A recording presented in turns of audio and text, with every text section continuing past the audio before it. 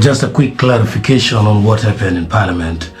It is not Honorable Atiku, but instead it is Honorable Akol Anthony, who hails from a more district, Elwoblad, who boxed Zaake. The truth of the matter is still not yet known, the reason as to why they had to fight, but from the look of things, seems like they were fighting for a seat.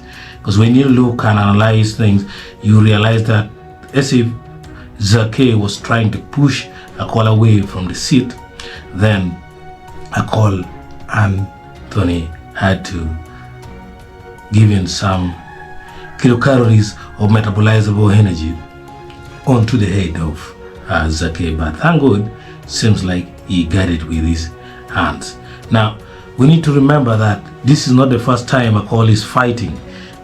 Previously, Akol fought Odonga Otto, which we all know what happened, and Odonga Otto was very bitter about that, where he said he just forgave Akol. He would have held Akol's testicles, and Akol would cry, "Gweek." Yeah, that's what happened. Now, let's take a look at history of fight in Uganda Parliament.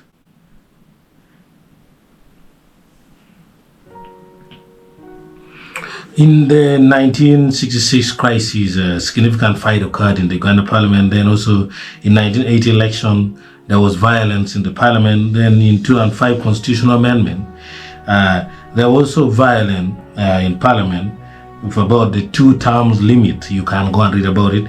Then in 2011, 2012 Parliament, there was a fist fight during heated debate. Members of Parliament from both the ruling and national movement and the opposition engaged in physical confrontation. In one incident, MPs fought over the lifting of the presidential age limit. Then in 2017, there was a age limit controversy in Parliament. In 2021, there was Parliament brawls, and then 2024, now you can see a call punching amidst the coffee debate, which is very significant for the people of Uganda. That is where their major economy depends on. As there's nothing. Can you sit? Can you sit? Can you sit? Can you sit? Honorable members,